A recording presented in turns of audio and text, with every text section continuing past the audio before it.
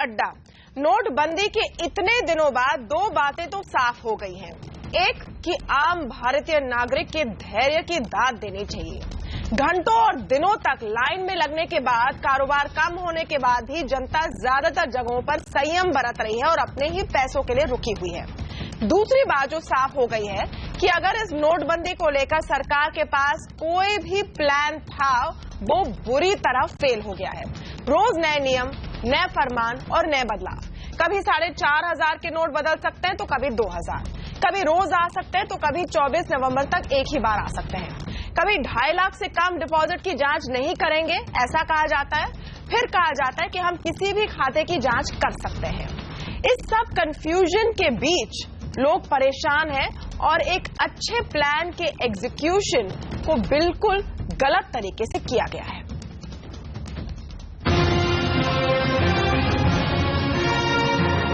1000 और 500 के नोटों पर पाबंदी के कई दिनों बाद भी हालात सामान्य नहीं हो पा रहे हैं। एटीएम और बैंकों के सामने इसी तरह की लंबी लाइनें हैं। नकदी की किल्लत से रोजमर्रा के खर्चों से लेकर कारोबार तक पर असर पड़ रहा है और सरकार की ओर से रोज रोज आ रहे फरमानों ने हालत और खराब कर दी है। मसलन पहले कैश बदलने की छूट 4,000 से बढ़ाकर 4,500 की गई और 17 नवंबर को ये घटाकर 2,000 कर दी गई और अब काउंटर पर नोट बदलना बिल्कुल बंद किया जा सकता है। इसी तरह रोजाना नकदी निकालने की लिमिट में भी बदलाव किया गया। नोट बदलने का दुरुपयोग रोकने के लिए सरकार ने उंगली पर स्याही लगाने का फैसला किया, लेकिन स्याही हर जगह पहुंच नहीं पाई और अब चुनाव आयोग ने आपत्ति जताई है। सरकार ने एटीएम पर भीड़ कम करने के लिए पेट्रोल पंप के इस्तेमाल का ऐलान किया, लेकिन पेट्रोल पंप पर तैयारी नहीं दिखी। हमारे यहाँ अभी कोई इन्फॉर्मेशन भी नहीं है, ना ही ऐसा कोई अरेंजमेंट हो पाया है कुछ। रोज बदलते नियमों से कंफ्यूजन फैल रहा है। बैंकों से ग्राहकों तक संदेश पहुंचने में वक्त लग रहा है। इस बीच जनता को पता नहीं कि कल कौन सा नया नियम आ जाएगा। बम्बई जैसी सिटी में इतना 4.5 तो कम से कम चाहिए, उल्टा बढ़ाना चाहिए था। उनको कम कर दिया हम लोग ने। ये मतलब बड़े मगरमच्छ पकड़ने की जगह हम लोग ने छोटी छोटी मछलियां मर गई। सब ऐसा हो गया। ये तो कोई इंसान अपने 4,500 लेके आता है और बाद में उसे वहाँ यहाँ के डिसअपॉइंटमेंट होता है कि मैं 2 घंटे लाइन में लग के मुझे 2,000 मिले। तो 2,000 का चेंज किधर आम आदमी किधर जाएगा? 2,000 का थमा दिया तो 2,000 का चेंज भी नहीं मिल रहा। कंफ्यूजन के इस माहौल की वजह से लोगों ने नए नोटों को भी जमा करना शुरू कर दिया है, अपने खर्च कम कर दिए हैं, क्योंकि अभी तक साफ नहीं है कि हालात कब सामान्य हो पाएंगे। और छोटे दुकानदारों से लेकर बड़े बड़े रिटेल शोरूम तक बिक्री में कमी दिखा रहे हैं। ऐसे में हम ये पूछ रहे हैं कि इतने बड़े बदलाव लागू करने की प्लानिंग में इतनी सारी गड़बड़ियां क्यों? और यही सवाल आपके लिए भी, आप हमारे ऑनलाइन पोल में जाकर इसमें हिस्सा ले सकते हैं। हम आपसे पूछ रहे हैं कि आइडिया तो सही था, लेकिन प्लानिंग गड़बड़ रही है क्या आपके मुताबिक? आप बताइए आपकी राय। CNBC_आवाज हमारा ट्विटर हैंडल है। आइए चलते हमारे पैनल के पास। आज हमारे साथ हैं बीजेपी के प्रवक्ता GVL नरसिम्हा राव, कांग्रेस की प्रवक्ता प्रियंका चतुर्वेदी, आम आदमी पार्टी की प्रवक्ता आतिशी मरलीना, तृणमूल कांग्रेस के नेता सुखेंदु शेखर रॉय हमारे साथ जुड़े हैं, वरिष्ठ पत्रकार रामकृपाल सिंह, द Wire.in के फाउंडिंग एडिटर MK वेणु और वरिष्ठ पत्रकार हर्षवर्धन त्रिपाठी से भी हम बात करेंगे इस पूरे डिबेट में। स्वागत है आप सबका। GVL नरसिम्हा राव जी, कितने नियम बदलेंगे? अब ताजा ये है कि शनिवार को बिल्कुल एक्सचेंज नहीं होगा एक दिन के लिए, लेकिन जो सीनियर सिटीजन है वो आ सकते हैं। अब लोगों को पता नहीं कि कल तक क्या और कोई नियम आएगा। तमन्ना जी, आपका सवाल मैं समझ सका तो इसे जवाब दूंगा, लेकिन मेरा ऑडियो ठीक नहीं है, प्लीज उनको कहिए थोड़ा ठीक करने के लिए। Okay. जो आप कह रहे हैं कि जब एक बड़ा निर्णय इस प्रकार का लिया जाता है, सरकार को रिस्पॉन्सिवनेस नहीं होना चाहिए क्या? सरकार को यह कहना चाहिए हमने जो तय किया है 50 दिन तक यही चलेगा?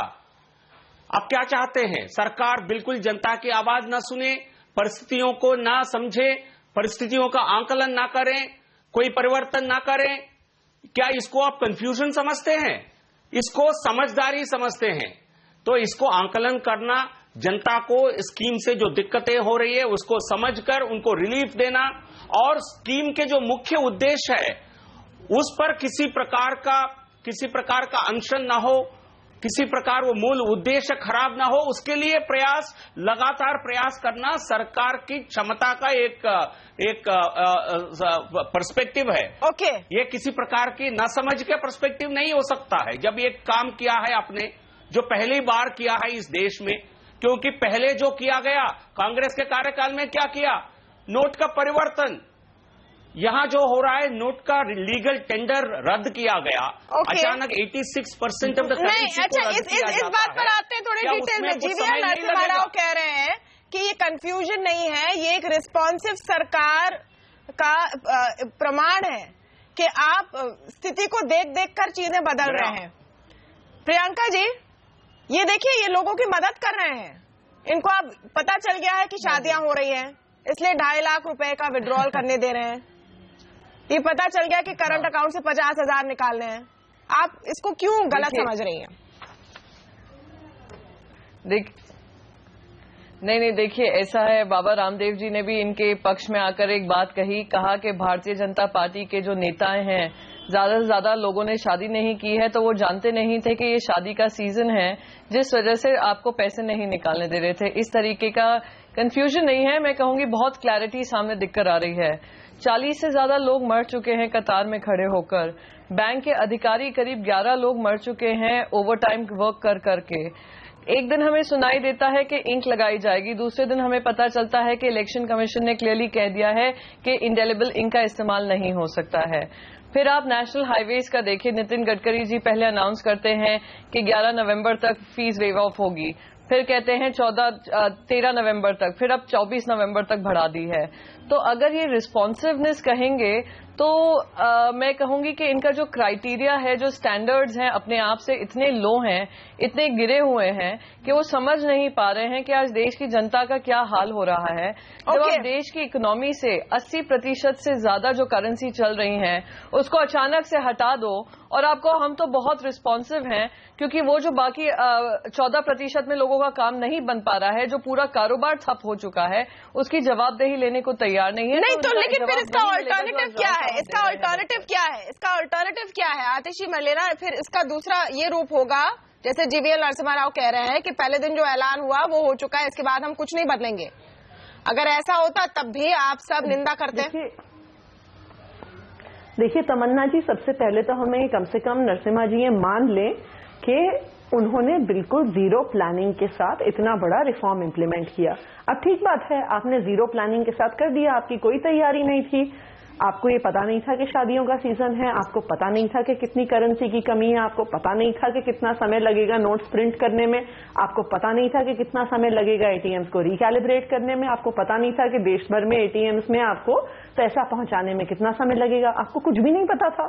अब ये सही बात है, रोज उनको पता चल रहा है, इसलिए हर 12 घंटे पे या तो वित्त मंत्री या वित्त सचिव प्रेस कॉन्फ्रेंस करते हैं, हर 12 घंटे पे वो नया अनाउंसमेंट करते हैं, फिर 12 घंटे बाद उस अनाउंसमेंट को बदल देते हैं।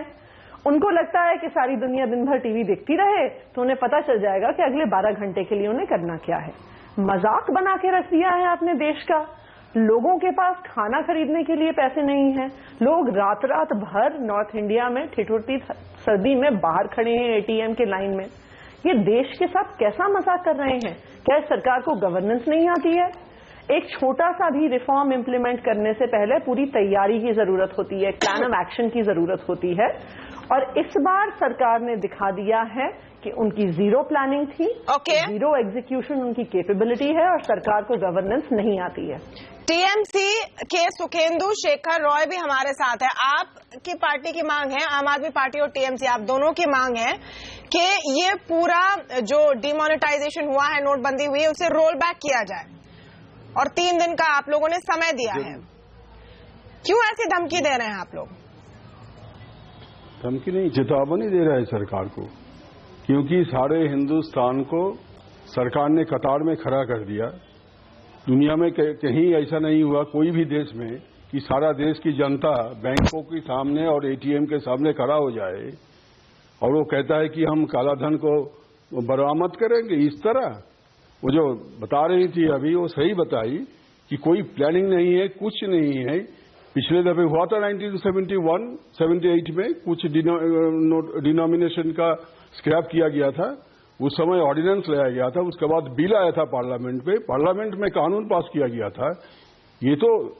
ये तुगलक राज है, ये कैसे किया गया कि लेकिन देखिए आपकी मांग भी अजीब है। आम आदमी पार्टी और टीएमसी की मांग भी अजीब है, क्योंकि वाकई अगर आपको आम जनता की पड़ी होती, इस सब होने के बाद आप कह रहे हैं कि इसको वापस ले लीजिए, तो उससे और पैनिक नहीं फैलेगा। वापस लेना ही पड़ेगा। नहीं तो फिर जो नए नोट आए हैं, जो लोग लाइन में खड़े हुए हैं, उनका सारा वक्त और मेहनत जाया चला गया। देखिए, लेकिन तमन्ना जी अभी भी बहुत बड़ी संख्या में लोगों के पास नई करेंसी पहुंची ही नहीं है। ये नोटबंदी का सिद्धांत एकदम जन विरोधी है, आम जनता की स्वार्थ का खिलाफ है, कुछ अमीर लोगों को मदद करने के लिए, क्योंकि बैंक फेल होने वाला था। 8 लाख करोड़ रुपया इसका एनपीए है सब नेशनलाइज्ड बैंक का। कैपिटल इन्फ्यूज करने के लिए सरकार के पास राशि नहीं है। अब ये सारे पैसा उसमें जाएगा और फिर लूटपाट होगा। 8 लाख करोड़ क्या लूटपाट होगी सुखेंद्र शेखर राव जी? 8 लाख, अरे सुन लीजिए, एनपीए के तहत बैंकों का, आम जनता का जो अमानत बैंक में था, उसमें से 8 लाख करोड़ रुपया क्रोनी कैपिटलिस्ट लोग लूट लिया। और अभी ये नोट जमा होगा, कैपिटल रिफाइनेंसिंग होगा बैंक का, और इसका देखिए इंटरेस्ट घटा दिया लोन। रिफाइनेंसिंग कैसे होगा बैंक का? ये देखिए, आधी कच्ची पक्की बातें कर रहे हैं लोग। रिफाइनेंसिंग कैसे होगा बैंकों का?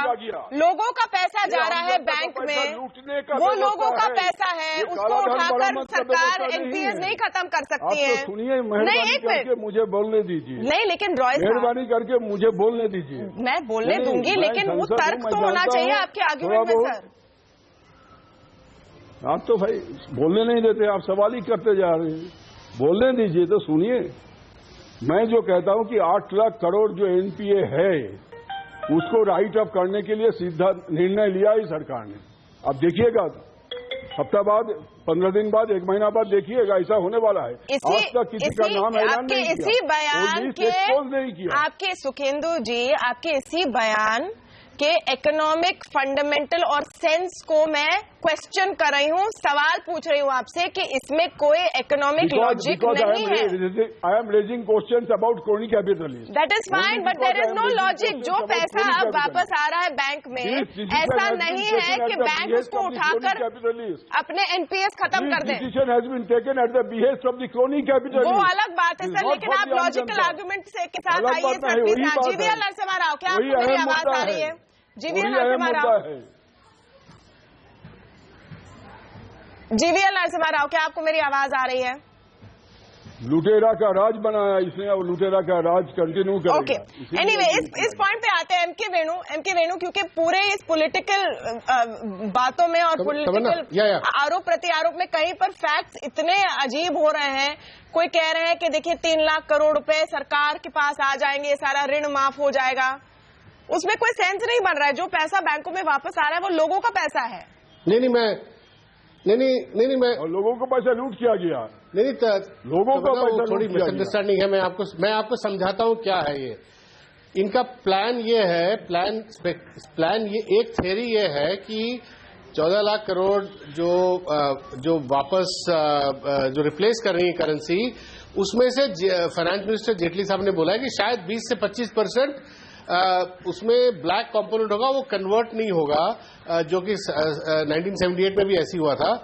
वो 20 से 25% 3-3.5 लाख करोड़ बनता है, जो कि वापस रिप्लेसमेंट के लिए नहीं आएगा और वो एक्सटिंग्विश हो जाएगा, और वो आरबीआई के बैलेंस शीट में उस वजह से आरबीआई के रिजर्व बढ़ जाएंगे। तो ये कहा जा रहा है कि पहले भी पीएमओ से एक चिट्ठी गई थी कि आरबीआई के रिजर्व्स का इस्तेमाल हो सकता है बैंक रिकैपिटलाइजेशन के लिए। तो ये जो आरबीआई में रिजर्व बढ़ेंगी, वो उससे बैंक रिकैपिटलाइज होगा, और उस वजह से ये आशंका है कि जो इस वक्त जो प्रेशर है बड़े उद्योगों पे अपने लोन वापस करने का, वो शायद प्रेशर कम हो जाए। तो ये बात हो रही है। नहीं वेणु जी, ये जो डिपॉजिट जो लोग दे रहे हैं उससे नहीं होगा बैंक। एग्जैक्टली, और जो नहीं आएगा वापस, इस पर इनफैक्ट बहुत डिटेल में हमने डिस्कशंस किए हैं सीएनबीसी आवाज पर। वो पैसा जो नहीं आएगा that will increase RBI's reserves. लेकिन वो उठाकर सरकार को नहीं दे सकते हैं, वो किसी को डिसबर्स नहीं कर सकते। खैर वो एक इकोनॉमिक क्वेश्चन है। जीवीएल नरसिम्हा राव, आपका ऑडियो ठीक है सर? आपको आवाज आ रही है मेरी? तमन्ना जी पूरी तरह ठीक नहीं है, तो इसलिए आप फिर भी बोलिए, मैं फोन पे सुन के आपको जवाब दूंगा। ओके। अब हमने बात की कांग्रेस, आम आदमी पार्टी और टीएमसी से। उनका कहना है, जो आपने शायद मिस किया जब हम आपका ऑडियो ठीक कर रहे थे, उनका ये कहना है कि ये बिल्कुल गलत तरीके से प्लानिंग हुई है और इसके पीछे उद्देश्य सरकार का है कि एनपीएस जो है बैंक्स के, उनको खत्म करें ताकि क्रोनी कैपिटलिज्म को बढ़ावा मिले। इस पर आपका क्या रिस्पॉन्स है? ये आप देखिए, जो पार्टी 10 साल में सरकार में रहते हुए जो 15 लाख करोड़ रुपया लुटाया जनता का, क्रोनी कैपिटलिज्म के जरिए कोल स्कैम किया, 2G स्कैम किया, ये सारे इंडस्ट्रियलिस्ट के साथ सांठगांठ करके नहीं किया था। और ये पार्टी हम पे आरोप लगा रही है। और जो बाकी पार्टियां जो दिल्ली में प्रदर्शन करने की कोशिश कर रहे हैं, ये पार्टियां, इनका जो पैसा है चुनावों के लिए, जो चंदा इकट्ठा किया, ब्लैक मनी इकट्ठा किया, ये पैसा कहीं डूब गया। प्रधानमंत्री जी का भाषण होता है और 30 मिनट के अंदर ममता बनर्जी इसको क्रिटिसाइज करती है। क्या ममता बनर्जी को कोई इकोनॉमिक कोई समझ है? क्योंकि उनको यही समझ है कितना पैसा हमारा डूब रहा है। तो इन पार्टियों से हम करते हैं कि ये हमारी सराहना करेंगे और इन पार्टियों का सबसे बड़ा कम से कम अगर बीजेपी को पॉलिटिकल पार्टी फाइनेंसिंग की इतनी चिंता है तो आप बता दीजिए कि आपके पैसे कहाँ से आते हैं? किसी और ने नहीं किया था, इसके सक्षम नहीं, लेकिन आपने जो किया है, नहीं जीवीएल नरसिम्हा राव, मैं देखिए डिस्कशन पॉइंट पर आना चाहती हूँ। एक मिनट जीवीएल नरसिम्हा राव, मैं डिस्कशन पॉइंट पर आना चाहती हूँ, मैं डिस्कशन पॉइंट पर आना चाहती हूँ। जनता से है और जनता को डिस्कशन पॉइंट पे मैं आना चाहती हूँ। सवाल ये है, जरूर तकलीफ, सवाल ये है कि जो आप कह रहे हैं कि सरकार की रिस्पॉन्सिवनेस है, जो आप कह रहे हैं सरकार की रिस्पॉन्सिवनेस है, वो कंफ्यूजन क्यों नजर आ रहा है? क्योंकि एक दिन आप कहते हैं कि 4,000 रुपए आप निकाल सकते, एक्सचेंज कर सकते हैं, फिर आप कहते हैं कि 4,500 कर लिए क्योंकि लोगों को परेशानी होती है, फिर आपने कहा अच्छा आप जाएंगे लेकिन इंक लगा कर आएंगे। वो इंक के बाद आप कितने दिनों में वापस आ सकते हैं किसी को पता नहीं, बैंक को पता नहीं, लोगों को पता नहीं, नो वन नोज। फिर एक खबर आती है कि शायद 24 नवंबर तक आप नहीं निकाल सकते। नहीं, खत्म नहीं होती कहानी यहाँ पर। फिर आप कहते नहीं आज से 2,000 रुपए, लेकिन कल कोई भी पैसे नहीं, सिर्फ सीनियर सिटीजन लगा सकते हैं। आप अंदाजा लगा सकते हैं कि लोगों में कितना इससे पैनिक फैलता है, क्योंकि इससे होता ये है, इकोनॉमिकली होता ये है कि जो पैसे निकाले गए हैं वो लोग फिर से खर्च करने को तैयार नहीं है। वो अपने घर में फिर से नए नोट जमा कर रहे हैं क्योंकि उन्हें पता नहीं कि अगला मौका कब मिलेगा और कैसे मिलेगा। आप समझ रहे सर? अब देखिए, इससे डिमांड खत्म हो रही है, खरीदारी नहीं कर रहे हैं लोग। तमन्ना जी, यदि जनता, अब मुझे ऑडियो के प्रॉब्लम है, प्लीज मुझे जवाब देने दीजिए, बीच में मत बोलिए। जनता को इसी एक पैनिक रिएक्शन हुआ है, मैं मानता हूं इस बात को। यदि जनता 2-4 दिन खर्च नहीं करेगी, ऐसा नहीं है कि 2 महीने तक बिना कोई खर्च किए अपने जीवन चला देगी, लेकिन इसमें मीडिया का बड़ा रोल है। आप क्या कर रहे हैं? सुबह शाम आपको नेगेटिव खबर के अलावा आप कुछ नहीं दिखाते हैं। हमारे साथ जो पैनल में बैठे हैं राजनेता, अपनी राजनीतिक रोटियां सेकने के लिए सुबह शाम फोटो अपॉर्चुनिटीज करते हैं और कुछ करते नहीं है। तो इसलिए इसके कारण कुछ जनता में इस प्रकार का टेम्पररी इस प्रकार का पैनिक रिएक्शन हुआ होगा। आप अपने घर से बाहर निकलकर और 2000 आप जो एटीएम के बाहर लाइन देख लीजिए, बात कर रहे हैं, हर दिन कि कोई पैनिक फैला रहा है। जवाब ये जनता तक ये जानकारी पहुंच रही है, कैसे पहुंचेगी? बैंकों को पता नहीं, अदरवाइज। अच्छा, इसके बाद ये देखिए रामकृपाल जी, इसके बाद ये देखिए, इसके बाद ये देखिए वाला नहीं है। जनता तक तो जब तक बात पहुंचेगी तो वो पहुंचेगी, लेकिन बैंकों को खुद पता नहीं कि क्या होने वाले। और फिर बैंकों को ये भी अनुमति दी गई है, कि वो अपने हिसाब से उन नियमों को ट्वीक करें। यानी अगर 20,000 रुपए देने, कुछ बैंक कह रहे कि हम सिर्फ 15,000 दे सकते हैं क्योंकि उनकी वो प्रॉब्लम है इस वक्त कैश को देखते हुए। तो बैंक भी नियम तय कर सकते हैं। यानी जो आदमी बैंक में जा रहा है उसे कुछ पता नहीं, उसे पता नहीं कि पैसे मिलेंगे या नहीं, कितने मिलेंगे, आज का क्या रूल है, कुछ पता नहीं। रामकृपाल जी। तमन्ना, मैं एक बात कहना चाहता हूँ। जी रामकृपाल जी से सवाल है, प्लीज लेट हिम आंसर। जी रामकृपाल जी। नहीं बेड़ू जी को कह लेने दीजिए, फिर मैं बोलता हूँ। नहीं, please go ahead sir, question was to you. Ramkripal ji. मैं आपका सवाल क्या है? मैं देखिए, सारे डिबेट सुनकर के दो सवाल मुख्य रूप से हैं। जो कदम उठाया गया है नोटबंदी का, वो पहली बात तो है कि उद्देश्य अच्छा है या बुरा। मैं समझता हूं कि मेजॉरिटी इस देश में जाए भी जो भी संसाधन है, कोई ऐसा नहीं कह रहा है कि ये बुरा कदम है, सब तारीफ कर रहे हैं। कहीं न कहीं बहुसंख्यक जनता को एक अच्छा भविष्य दिखाई पड़ रहा है। रही दूसरी बात उसके इम्प्लीमेंटेशन को लेकर के है। एक बात जान लीजिए, जो लोग आज तर्क दे रहे हैं कि पहले टेक्निकल टीम को बुला लिया गया होता, ये सारे एटीएम ठीक कर लिए गए होते, इस देश में अगर जरा सी भी बात लीक होती तो आप सोच लीजिए 48 घंटे पहले भी ये पता चल जाता और बड़े आराम से। सेक्रेसी जब आप मेंटेन करते हैं बहुत टॉप लेवल पर। रामकृपाल जी, आपको शायद पता नहीं है कि राजस्थान के एमएलए ने खुद ने ऑन रिकॉर्ड कहा है कि काफी लोगों को तो पता चल चुका था। काफी गुजराती अखबार ऑलरेडी पेपर में छाप रहे थे। तो आप ये कहना थोड़ा गलत रहेगा कि जिन लोगों को पता होना चाहिए था उनको पता पड़ गई है बात। ओके, रिस्पॉन्ड करने दीजिए। मुझे अपनी बात भारतीय जनता पार्टी के एमएलए पूरा करने दीजिए, उनको पूरा करने दीजिए, फिर आप रिस्पॉन्ड कीजिए। प्रियंका जी उनको कहने दीजिए। मुझे अपनी बात कह लेने दीजिए, उसके बाद जो भी आपको कहना हो। राजस्थान के एमएलए और क्या कह रहे हैं वो तो मैं पूरी सारे पॉलिटिकल पार्टीज को रोज सुन रहा हूं क्या कह रहे हैं, मुझे पता है। वो तो सारे पॉलिटिकल पार्टीज के टॉप नेता क्या कह रहे हैं वो भी मैं सुन रहा हूं। मैं अपनी बातें कह रहा हूं कि उद्देश्य अच्छा है। इस देश की जनता, जो लोग जानते हैं, जो लोग आज गांव की बात करते हैं ना, मैं भी अभी कल एक गांव की बारात में गया था जो उत्तर प्रदेश के पूर्वांचल से आई हुई थी, यहाँ फरीदाबाद के पास बड़खल। मैं गांव में कल ही शादी से लौटा हूं, मैं जानता हूं क्या चर्चाएं चल रही हैं और कितनी तकलीफें लोगों को हैं। एक बात सुनिए, गांव में गन्ने में पानी देने जाता है किसान, जो 4 बजे रात को उठ करके -डिग्री टेम्परेचर में, 4 डिग्री टेम्परेचर में नंगे पैर वो अपने बच्चे के भविष्य के लिए सारी ठंड और कड़ाकी ठंड वो झेल लेता है। आप जा करके गांव में 80% लोग आज कह रहे हैं कि कदम बहुत अच्छा है। हाँ, को थोड़ी तकलीफें हैं। नहीं रामकृपाल जी, ओके, कदम अच्छा 80% का आंकड़ा, 80% का आंकड़ा आप किस बेसिस पर कह रहे हैं सर? मैं आपको बता रहा हूँ। देखिए, जिस बेसिस पर ये लोग कह रहे हैं ना कि पूरा देश रो रहा है, उसी बेसिस पर मैं कह रहा हूँ कि कॉमन मैन, आप सुन लीजिए प्लीज, इस देश के हायर डिनोमिनेशंस के नोट कितने % लोग इस्तेमाल करते हैं, जरा आप डेटा उठा के देख लीजिए।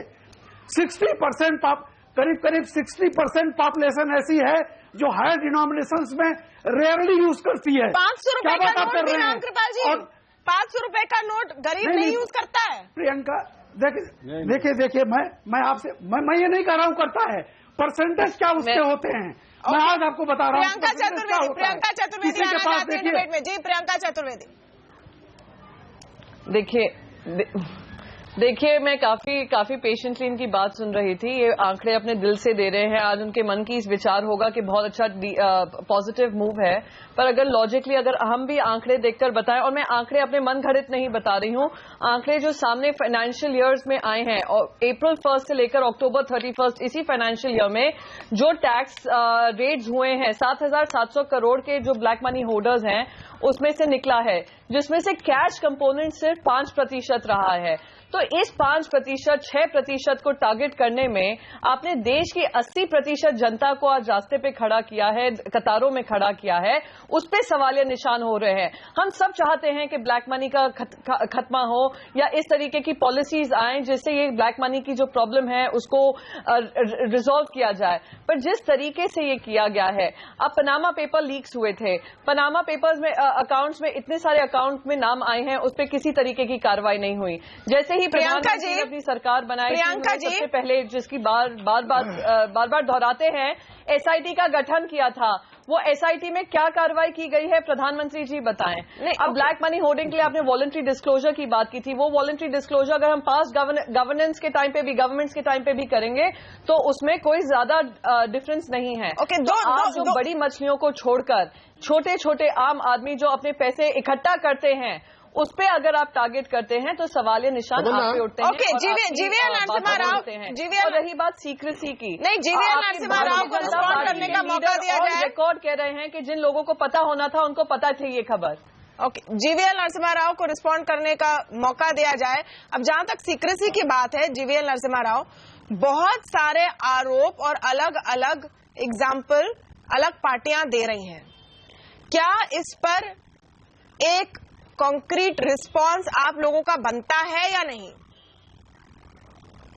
तमन्ना जी, ये पार्टियां जो हमसे चुनावों में हमसे भिड़ते हैं, हमारी सक्सेस से जलते हैं, मार खा चुके हैं, तो क्या आप उम्मीद करते हैं ये पार्टियां कीचड़ उछालने की कोशिश नहीं करेंगे? क्या देश के जो पार्टियां देश के ना हो सके, राहुल गांधी, केजरीवाल पाकिस्तान के साथ खड़े हो जाते हैं, जब पाकिस्तान के खिलाफ जो हम सर्जिकल स्ट्राइक करते हैं, क्या ये सरकार की इकोनॉमिक पॉलिसी पर हमारे साथ देंगे? जीवीएल नरसिम्हा राव, आप समझाएं। अच्छा, पार्टियों को छोड़ दें, आप ये समझाएं कि आम जनता ने क्या बिगाड़ा है। आज ये हालत नहीं, आम जनता ने क्या बिगाड़ा है, तो वो पाकिस्तान, ये हमारा पार्टी का आप लोगों को क्यों तंग कर रहे हैं? जहां तक जनता का सवाल है, जनता आज कतार में खड़ी है। नरसिम्हा राव जी बताइए, मेरा सवाल है, सवाल उठा रहे हैं सब, मेरा सवाल है नरसिम्हा राव जी से, इन प्रवक्ता से, इनकी प्रवक्ताओं से। ओके, चलिए एक काम करते हैं, सब एक एक करके बोलते हैं। ओके, सब एक एक करके बोलते हैं ताकि सबको बात समझ में आए। पहले जीवीएल आप अपनी बात पूरी कीजिए, फिर सुखेंदु जी। जीवीएल आप अपनी बात पूरी कीजिए, लेकिन आप ये बताएं कि अच्छा, आप कह रहे हैं पार्टियां आप पर कीचड़ उछाल रही हैं, जब जनता त्रस्त है और आप भी मान रहे हैं कि जनता त्रस्त है, इस बात से ज्यादा त्रस्त हो रही है कि पता नहीं कि कल क्या होगा। कम से कम ये टेंशन तो आप हटा दीजिए लोगों की। तमन्ना जी, जब एक बड़ा ऐसा एक्शन लिया जाता है उसका असर होगा, जनता पर भी असर होगा। ये हमने पहले ही, नहीं तो प्रधानमंत्री जी इसका इतना बड़ा एक्शन लिया जा रहा था तो मुझे आपने कंप्लीट करने दीजिए प्लीज, मुझे कंप्लीट करने दीजिए। नहीं तो इतना बड़ा आप एक्शन ले रहे थे तो आपने तैयारी क्यों नहीं की? जनता आपने सोचा नहीं था कि क्या होने वाला है? Let him finish. आतिशी, उनको पूरा करने दीजिए प्लीज। हाँ, जब किसी जनता की जो समस्या है वो उनका हल करना हमारा कर्तव्य है, हम कर भी रहे हैं। पर लेकिन ये पार्टियां बहुत खुश नजर आते आपको। यदि इनको लगता प्रधानमंत्री जी और सरकार की पॉपुलैरिटी यदि घट रही होती, ये पार्टियां क्या करते?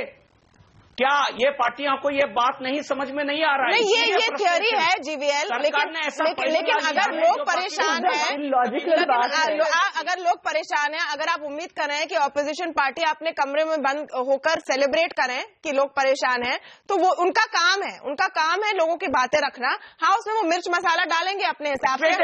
बस एक चीज कहना चाहूंगी, उनका काम। सुखेंदु जी बोलेंगे। तमन्ना जी, बस एक चीज कहना चाहूंगी, सुखेंदु जी बोलेंगे। सवाल ये है, आप राजनीतिक पार्टियों को अलग हटाएं। आज सुप्रीम कोर्ट ने क्या कहा है इस मुद्दे पर, उस पर भी ध्यान देंगे। सुखेंदु शेखर राव जी बोलिए। सुनिए, बात यह है कि मान लिया ये सरकार की कर्तव्य बनता है कि सारे हिंदुस्तान की जनता को कतार पे खड़ा कर दे, ठीक है, मान लिया। लेकिन पानामा पेपर्स में जो 415 आदमी का नाम सरकार को मिला टास्क फोर्स से, और टास्क फोर्स ने जो रिपोर्ट भेजा उसमें 184 आदमी कबूल किया, स्वीकार किया कि हाँ, हमने बाहर पैसा भेजे हैं, रखे हैं। उनमें से सिर्फ 9 आदमी का खिलाफ इनकम टैक्स रेड हुआ। वो सब आदमी को कतार में क्यों नहीं खड़ा करते हैं? सेकेंडली 2012 में हमारा सीबीआई, भाई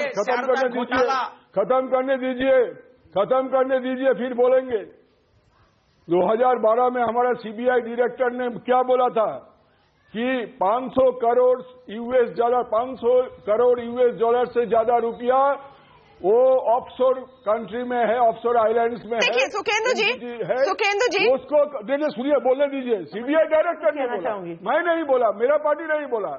तो उन लोगों को कतार में कब खड़ा कीजिएगा? हाँ, ओके। और सारदा और नारदा का बात कर रहे हैं। आपका पार्टी 2125 करोड़, आपका party BJP 2125 crore from unknown source कल का बिजनेस स्टेटमेंट में निकला है, फ्रंट पेज न्यूज। अभी तक आपने इसको डिनाई नहीं किया। 2125 करोड़ आपको मिला है from unknown source. Disclose. Sukhendu ji, वो हर पार्टी शारदा घोटाला का पैसा है, आप उसका जानकारी दीजिए। हमारा पैसा सारा वैध पैसा क्या दूध में धुला हुआ है? I don't know. कमीशन को देते हैं। कांग्रेस पार्टी दूध में धुली हुई है? I don't know. Harshvardhan Tripathi को देते हैं। हर्षवर्धन त्रिपाठी बार बार मैं एक मुद्दे पर वापस आना चाह रही हूँ। आज डिबेट का केंद्र क्या है, पॉइंट क्या है? हर्षवर्धन त्रिपाठी सीनियर जर्नलिस्ट हमारे साथ हैं, उनकी बात सुन लेते हैं। हर्षवर्धन जी, ममता जी कह रहे हैं लोग परेशानी झेलने को तैयार थे। सुखेंदु जी प्लीज अलाउ मी, एक मिनट। हर्षवर्धन, लोग तकलीफें झेलने को तैयार है। पहले दिन, दूसरे दिन, तीसरे दिन, चौथे दिन, फिर कहा 2 हफ्ते, फिर 50 दिन। ओके, बड़ा काम है, लेकिन 2 चीजें जो खटक रही है लोगों को, ऐसा लग रहा है हमें, आप बताएं आपकी राय। एक कि आंखों के सामने नजर आ रहा है कि कई लोग, सब नहीं लेकिन कई लोग जिनके पास काला धन है, वो बड़े प्रेम से उसे फिट करा रहे हैं हर जगह। उनको 20-30% का प्रीमियम देना पड़ रहा है, उससे ज्यादा उनका कुछ नहीं बिगड़ रहा है। और दूसरी तरफ जो ईमानदार लोग जा रहे हैं अपना एक्सचेंज कराने, विड्रॉ कराने, कुछ भी कराने, उनको श्योर नहीं कि क्या होने वाला है। उनको पता नहीं कि कितने घंटे लगेंगे बैंक में पैसा है कि नहीं, उनके लाइन पर पहुंचने तक वो खत्म हो जाएगा कि नहीं, आज विड्रॉल की लिमिट क्या है, उनको कुछ पता नहीं है। इस तरह का टेंशन पूरी जनता को देना क्या एक अच्छे प्लान को भी बेकार कर देता है? देखिए तमन्ना, निश्चित तौर पर ये बड़ा सवाल है। और जब इस बहस की हम शुरुआत कर रहे थे तो जिस तरह से बात शुरू हुई और उसके बाद जब सुखेंदु जी ने बात शुरू की तो उन्होंने उस जगह पर लेकर वो चले गए जैसे सरकार ने एक बहुत अच्छा फैसला लिया लेकिन उसका बहुत खराब इम्प्लीमेंटेशन, और खराब इम्प्लीमेंटेशन से दिक्कत कतई नहीं होती क्योंकि जनता तैयार है, उसके मन में एक कहीं न कहीं है कि काले धन और भ्रष्टाचार से लड़ रहे हैं।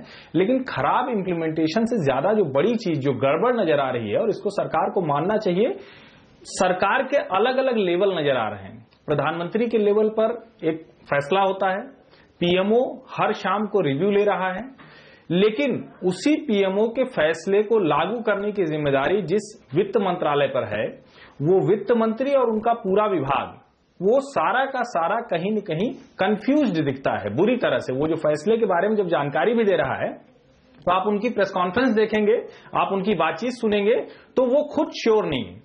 तीसरा जो लेयर है वो रिजर्व बैंक ऑफ इंडिया का।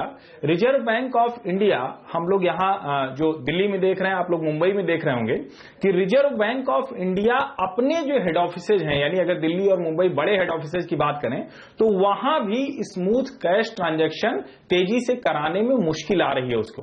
ये सही बात है कि अब अगर हम आज 18 तारीख को बात कर रहे हैं तो बहुत सी लाइनें कम हो गई हैं, कतार घट गई हैं, लेकिन उससे बड़ी चुनौती ये आने वाली है कि 2000 रुपए के नोट अब सबकी जेब में आ गए हैं, वो गुलाबी नोट सबकी जेब में आ गए हैं। अब उसको कैसे हम करेंगे इसका पता नहीं। जब आप इस फैसले को देखिए कि कितना कंफ्यूजन होता है, अभी सारे चैनलों पर यह खबर चल गई दोपहर बाद से कि कल से नोट बदली नहीं किए जाएंगे, जबकि खबर यह है कि कल से नोट नॉन बैंक में नहीं बदले जाएंगे। और मुझे लगता है कि जब यह फैसला लिया गया था और 4000 रुपए बदलने की बात थी, उसके बाद उसको बढ़ा के 4500 किया गया, तो ये बैंकों की परेशानी बढ़ाने वाला था।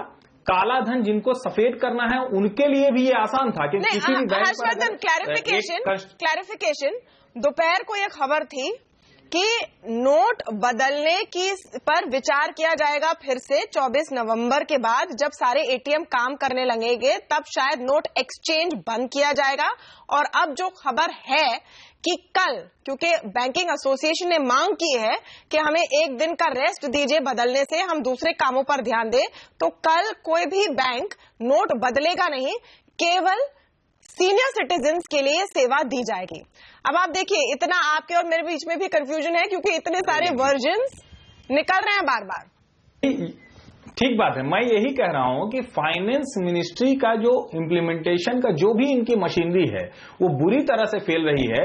और जो आपका सवाल है वो साफ साफ दिखता है, इतना शानदार फैसला, लोगों की हालत खराब है। 20 से 30% नहीं, मुंबई में 17% का प्रीमियम शुरू हुआ था क्रॉफर्ड मार्केट में, और आज वो अभी सुबह मेरी कुछ लोगों से बात हो रही थी, 50% का प्रीमियम चला गया है। लखनऊ में बड़े बड़े होटलों में बिल्डर्स के दिल्ली के रिप्रेजेंटेटिव जाके बैठ गए हैं। लेकिन सरकार का फीडबैक सिस्टम दुरुस्त है, मैं ये मानता हूं, लेकिन वो फीडबैक सिस्टम क्या सिर्फ पीएमओ तय करेगा? क्या फाइनेंस मिनिस्ट्री जो पूरी तरह से जिसके पास इसके इम्प्लीमेंटेशन का जिम्मा है, अगर सरकार अलग अलग लेयर पे काम करती हुई दिखेगी तो इतने बड़े फैसले में जो आसानी होनी थी, जो सहूलियत आज 18 तारीख तक हो जाने की 10 दिन बीत गए, वो सहूलियत मुश्किल में बदलती हुई दिख रही है। लेकिन एक चीज मैं जरूर जोड़ूंगा कि सारी की सारी सरकार की जो भी गड़बड़ी हो रही, फैसला बहुत अच्छा था, इम्प्लीमेंटेशन खराब था, लेकिन विपक्ष आर्थिक फैसले को जब राजनीतिक नजरिए से विरोध करेगा, यहां टीएमसी के बड़े नेता बैठे हैं और वो किस तरह से बता रहे हैं कि क्रोनी कैपिटलिज्म और वो कैसे पैसा बैंक में जाता है और रिकैपिटलाइजेशन कैसे होता है, उनको थोड़ा ये चीजें समझनी होंगी कि अगर ममता बनर्जी पश्चिम बंगाल से आकर और आजादपुर में दिल्ली के मुख्यमंत्री के साथ रैली कर रही कि लोगों को परेशानी है, तो लोग पूछेंगे कि आपने नीतीश कुमार और चंद्रबाबू नायडू की तरह फैसले के साथ खड़े होकर उसकी मुश्किलों को आपने क्यों नहीं देखा। ये मुझे लगता है कि सबसे बड़ी विपक्ष की मुश्किल अभी यही है कि वो आर्थिक फैसले का राजनीतिक विरोध कर रहे हैं और उनके पास एक भी तर्क नहीं, जबकि लोगों की मुश्किल बहुत ढेर सारी है, उस पर बात की जा सकती है। जी सुखेंदु जी, क्रोनी कैपिटलिस्ट का कोई भी प्रवक्ता, क्रोनी कैपिटलिस्ट का कोई भी प्रवक्ता कुछ भी बोले, उसका कोई मायने नहीं रखता है मेरे पार्टी के सामने। मैं जो कहना चाहता था, मैं 2 सवाल पूछना चाहता हूं, जो लोग अर्थशास्त्री आपके पैनल में है जवाब दें कि एक ही दिन 8 तारीख को सरकार ने इसको बंद किया, नोटबंदी किया, और दूसरा दिन 9 तारीख को वो नोटिफिकेशन किया सरकार ने 2000 रुपया छपा के और 500 रुपया का छपा के ये नया नोट देखो ऐसा है, और ये government issues the denomination of ₹1000 and ₹5000 अलग अलग दिखा के नोटिफिकेशन अखबार में भी आया। आज तक 90% बैंक में 500 का नोट का कोई नहीं देख पा रहे, क्यों नहीं? नंबर 1। नंबर 2, आपने हमारा ऊपर आप कैप लगा रहे हैं, सीलिंग लगा रहे हैं, कोई भी जिसका बैंक अकाउंट होल्डर है, कोई भी अकाउंट होल्डर, कि आप हफ्ता में 24,000 से ज्यादा नहीं उठा सकते। कौन कानून के तहत आपने निर्देश जारी किया? कानून का नाम बताइए। मैं एक लॉयर हूं, जानना चाहता हूं सरकार से, कानून का नाम बताइए। अब जवाब सुनेंगे आप सर, जीवीएल नरसिम्हा राव से अब जवाब सुनेंगे। Number 3, last point. अच्छा लास्ट पॉइंट बोलिए सर, लास्ट पॉइंट बोलिए, नो प्रॉब्लम, बोलिए। आपका माइनिंग माफिया 500 करोड़ अपने बेटी के शादी में खर्च किया, कोई इनकम टैक्स वाला वहां गया नहीं, और आम जनता 2.5 लाख से ज्यादा नहीं उठा पाएगा, उसको भी एफिडेविट देने पड़ेगा, सबूत देने पड़ेगा कि हमारा घर में शादी हो रहा है। ये आर्टिकल 21 कॉन्स्टिट्यूशन का to live with human dignity, ये आर्टिकल 21 को आप वायलेट कर रहे हैं। जीवीएल नरसिम्हा राव जवाब दें, सिटीजन के साथ ट्रीटमेंट का। जो जनार्दन रेड्डी की बिटिया की शादी थी, क्या उसमें जांच कराएगी सरकार कि क्या स्रोत थे?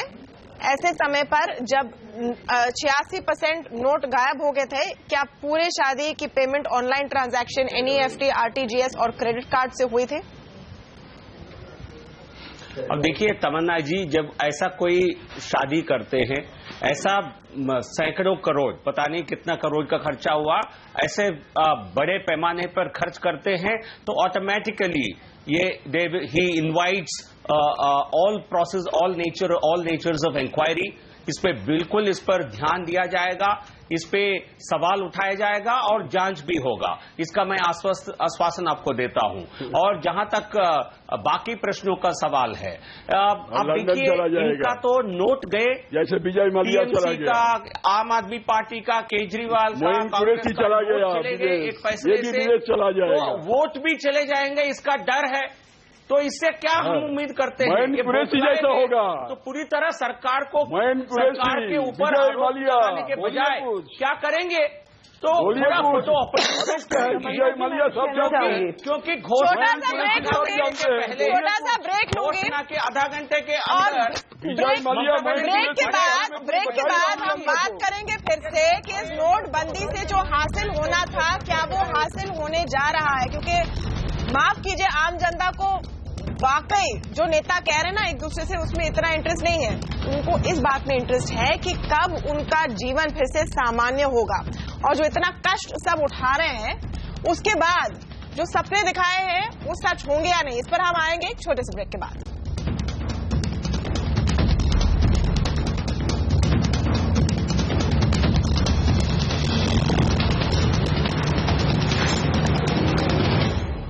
नोटबंदी को लेकर लोग बहुत ही खुश थे। पहले दिन ये माना जा रहा था कि हम थोड़ा कष्ट उठाने को तैयार है देश के लिए, लेकिन क्या खराब एग्जीक्यूशन ने एक अच्छी योजना की ऐसी की तैसी कर दी है, क्योंकि अब नए नए नियम बदले जा रहे हैं, हर वक्त नया नियम आ रहा है। अब ये हम आपको सुनाते हैं कि पहले कुछ दिनों में प्रधानमंत्री ने क्या कहा था 2.5 लाख रुपए तक अकाउंट में जमा कराने पर। मेरी माताएं बहनें, जब तक तुम्हारा ये भाई जिंदा है,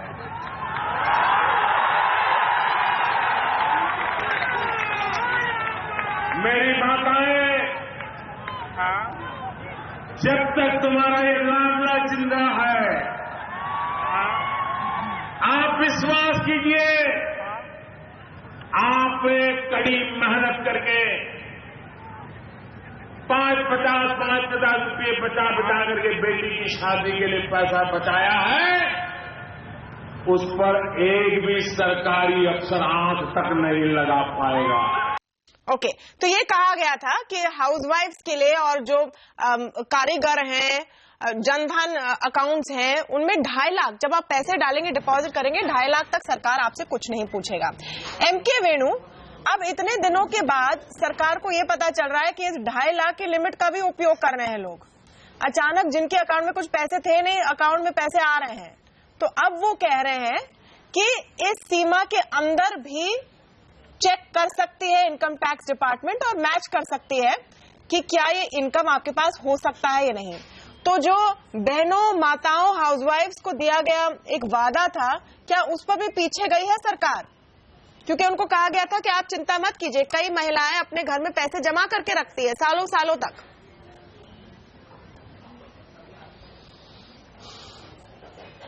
देखिए, आजकल तो तमन्ना ऐसा लग रहा है कि इनकम टैक्स डिपार्टमेंट देश का सबसे ऑनेस्ट डिपार्टमेंट है, और इस पे विश्वास करो, सब जगह रेड्स चल रही हैं, और ये केवल ये सब चीजें, मैं एक बड़ी बात रखना चाहता हूं, ये इतना बड़ा गवर्नेंस फेलियर है कि एक अच्छे आइडिया को किस तरह डिस्क्रेडिट करना हो, वो आप इस पूरे एक केस स्टडी बना सकते हो जिस तरह इन्होंने इम्प्लीमेंट किया है।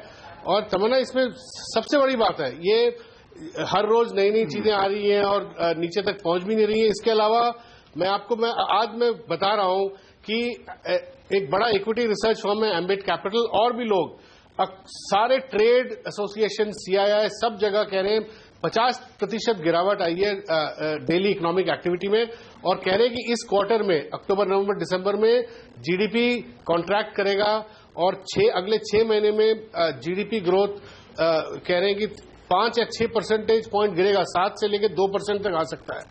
और इससे आप सोचिए कि कितनी जॉबलेसनेस होगी कंस्ट्रक्शन सेक्टर में, एग्रीकल्चर में, और ये जो इसका जो पेन, ये बाद में दिखेगा, अभी तो लाइन में लोग खड़े, वो वाला पेन दिख रहा है, मगर वो जो होगा वो आपको और अभी तक हमें ये नहीं पता लग रहा, कोई ये बता नहीं रहा कि रिप्लेसमेंट जो है 86% जो करेंसी जो रिप्लेस करेंगे कब खत्म होगा, इस पे भी कोई क्लैरिटी नहीं है। कोई कह रहा है 3 हफ्ता, कोई कह रहा है 2 महीना, कोई कह रहा है 4 महीना लगेगा। तो इतना बड़ा मतलब governance failure, information dissemination failure मैंने कभी नहीं देखा। और जबकि ये जो 86% डिमोनेटाइजेशन पूरे दुनिया के मॉनेटरी हिस्ट्री में किसी भी देश के सबसे बड़ा एक अभियान है, और जिस तरह ये कर रहे हैं, it has only ended up giving giving a monetary shock to people. Monetary shock हुआ है, लेकिन क्या ये मॉनेटरी शॉक अगर जल्द ठीक हो गया तब इसके बेनिफिट्स ज्यादा इंपॉर्टेंट नजर आएंगे? देखिए तमन्ना जी, अभी तक जिनकी आप बात कर रही थी जो लाइन में खड़े हैं, मैं एक सवाल पूछना चाहता था। तकलीफें हैं, कंफ्यूजन है, सरकार की तरफ से भी गड़बड़ियां हुई हैं, लेकिन जो स्टेप उठाया गया है उसका उन तकलीफ सहने वालों ने भी, मेजॉरिटी में कोई नहीं कह रहा है कि ये कदम वापस लिया जाना चाहिए। पहली बात, मैं कारपोरेट जगत के बड़े बड़े दिग्गजों को भी सुन रहा हूं, आपका भी बिजनेस चैनल है, सब ये कह रहे हैं कि ये क्वार्टर में चूंकि कंजम्पशन सेक्टर जाहिर सी बात है कि जिस तरह से है वो प्रभावित होगा। ब्लैक मनी विड्रॉ जब होती है मार्केट से तो जाहिर सी बात है इकोनॉमिक एक्टिविटी सडनली जो सेक्टर्स कैश इकोनॉमी पर जिंदा रहते हैं उनकी डिमांड कम हो जाएगी। आप देखिए पेंट इंडस्ट्री एकदम नीचे आ गया है, लेकिन उन्होंने ये भी कहा है कि लॉन्ग टर्म ये कह रहे हैं कि भविष्य के लिए इतना अच्छा है और ये पूरी जीडीपी में इजाफा करने वाला है। हालांकि एक क्वार्टर 2 क्वार्टर की पेन होगी। तो आप ये देखिए टोटलिटी, जब वेणु जी कह रहे थे तो पूरी बात सारे जितने एनालिस्ट हैं, मेजॉरिटी 90% एनालिस्ट का ये कहना है कि ये कदम जो है पूरा कारपोरेट जगत से लेकर के किसी भी पूछ लीजिए, और शास्त्री भी कह रहे हैं कि भविष्य के लिए हिंदुस्तान की इकोनॉमी को ये बहुत मजबूत करने वाला है। सच बताएं तो रामकृपाल जी, देखिए इस वक्त अलग अलग लोग अलग अलग चीजें कह रहे हैं, सब एक सुर में नहीं बोल रहे हैं। ये डिपेंड करेगा कि कितने समय तक ये हालत बनी रहेगी। अगर जल्द फिक्स हो गया तो आउटकम अलग हो सकता है, देर लगी तो आउटकम अलग हो सकता है। फ्लूइड सिचुएशन है। आतिशी आना चाह रही, आतिशी मलिना, मेरा आपसे सवाल है। छोटी बात रखना तमन्ना, ओके वेणु, तमन्ना मैं कुछ कह सकती हूँ please? Ji Venu, let's say Venu just finish फिर जी। मैं रामकृपाल, मैं छोटी सी बात रखना चाहता हूँ। ये तमन्ना, ये ऐसे इकोनॉमिस्ट हैं सुरजीत भल्ला जैसे जो इस मोदी के इकोनॉमिक पॉलिसी को पूरी तरह सपोर्ट करते हैं, वो भी ये बोल रहे हैं कि केवल डिमोनेटाइजेशन ये एक स्टेप से कोई ठीक चीजें नहीं होगी, इसके बाद कई चीजें और करनी पड़ेगी। इलेक्शन फंडिंग रिफॉर्म, एक प्रॉपर जीएसटी इंप्लीमेंट करना पड़ेगा। आज आप देख रहे हैं तो इनमें लक्षण है वेणु, लक्षण है कि सरकार सब करने जा रही है। केवल प्रधानमंत्री ने साफ किया है कि ये सिर्फ शुरुआत है, तो वो वेट एंड वॉच हम कर सकते हैं। मेरा सवाल आतिशी से है, आतिशी से मेरा सवाल है कि आम आदमी पार्टी खास तौर पर एक तरह से बीजेपी की तरह एंटी करप्शन प्लैंक पर आई थी दिल्ली में। ये आपका एक कोर प्रॉमिस रहा है कि करप्शन के खिलाफ हम लड़ेंगे।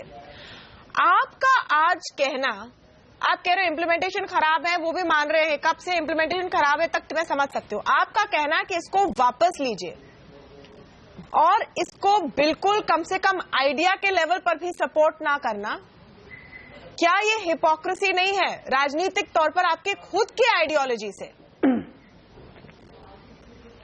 तमन्ना, देखिए जब भी आप कोई पॉलिसी बनाते हैं, हर पॉलिसी के कुछ पॉजिटिव्स होते हैं, कुछ नेगेटिव्स होते हैं।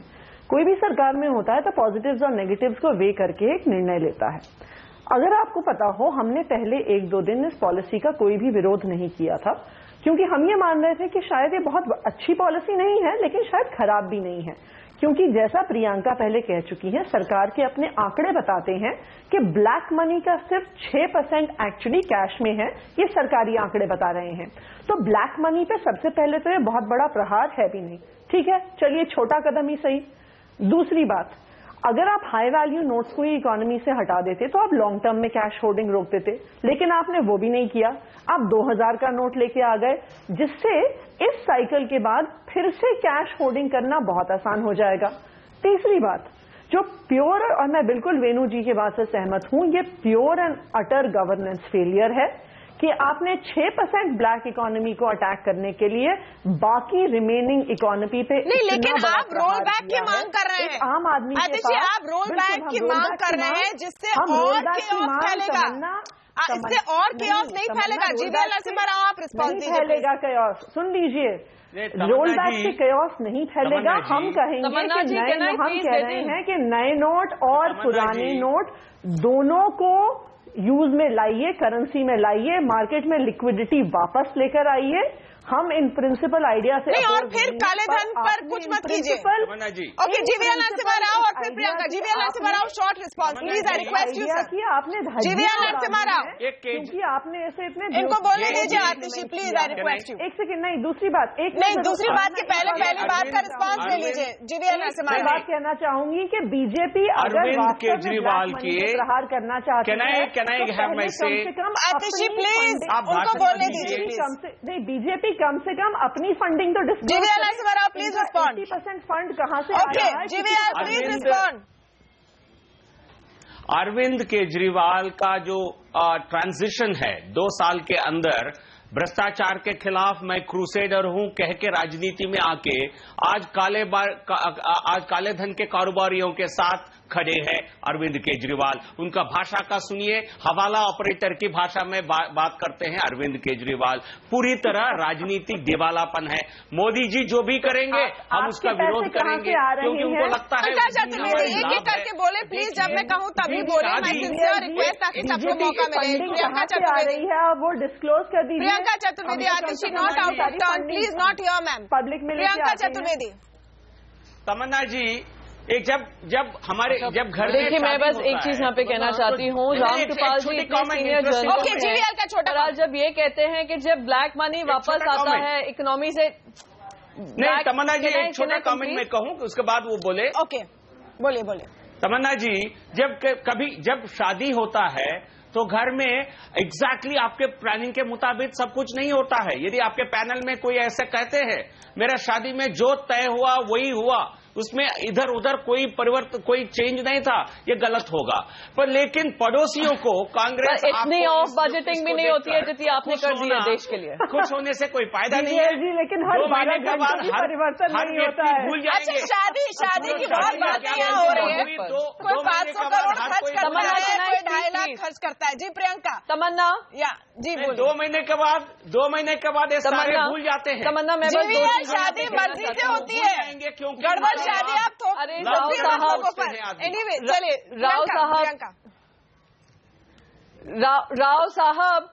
राव साहब कभी चुप्पी भी अच्छी होती है। जब डिफेंड ना कर सके तो कुछ भी बोलकर अपने आप को हंसी का पात्र ना बना दें। कुछ है नहीं बोलने के लिए। रामकृपाल सिंह जी इतने सीनियर जर्नलिस्ट हैं।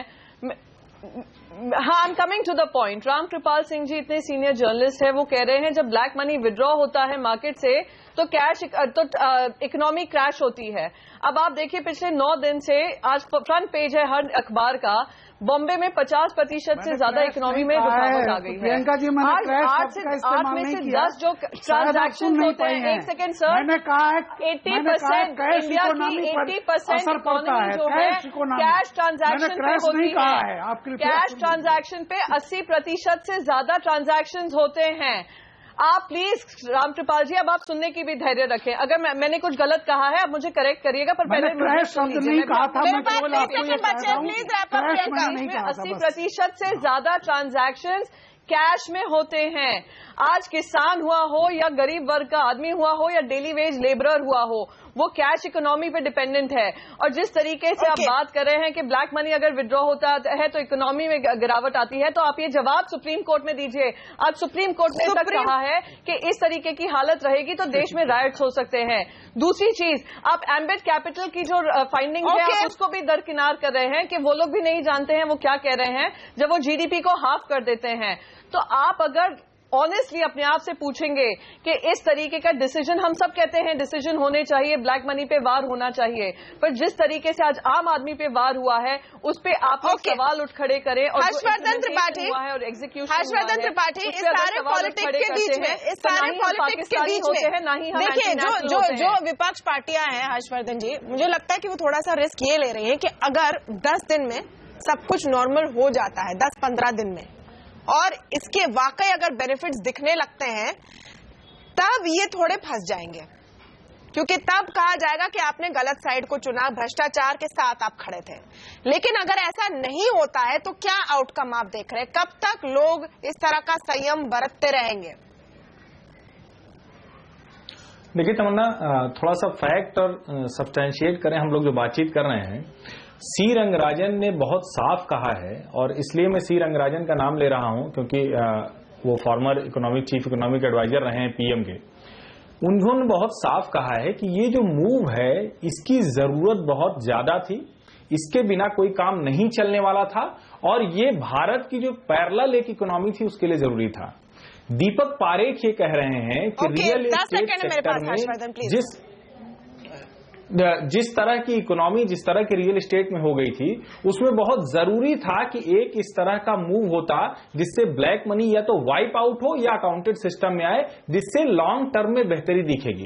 और मुझे लगता है कि पैनल में बैठे हुए जितने भी लोग हैं, किन्होंने एक रेस्टोरेंट बंद देखा, किसने एक रेहड़ी वाले ठेले वाले की दुकान बंद देखी और कहां एक जगह इकोनॉमिक एक्टिविटी रुक गई। मुझे लगता है कि कुछ ज्यादा ही आर्थिक आपातकाल बताने की कोशिश हो रही है। किया है कि क्या हो रहा है इस वक्त, लेकिन एक अच्छे प्लान का खराब एग्जीक्यूशन कब तक चल सकता है? क्या एक सर्जन ऑपरेशन थिएटर में घुसने के बाद सोचने लगे कि क्या मैं पहले दिल को फिक्स करूं या मैं पैर को एम्प्यूटेट कर दूं या फिर मैं ब्रेन की सर्जरी कर लूं या फिर मैं बैंडेज लगाते जाऊं? इस तरह के एग्जीक्यूशन से क्या जो एक अच्छा प्लान है वो गड़बड़ हो सकता है? हमने लोगों से पूछा कि क्या इम्प्लीमेंटेशन खराब है, 58% कह रहे हैं हाँ। हम सब उम्मीद कर रहे हैं कि जल्द से जल्द इसको फिक्स किया जाएगा। बहुत बहुत शुक्रिया आप सबका आज हमारे साथ आवाज अड्डा में जुड़ने के लिए। नमस्कार।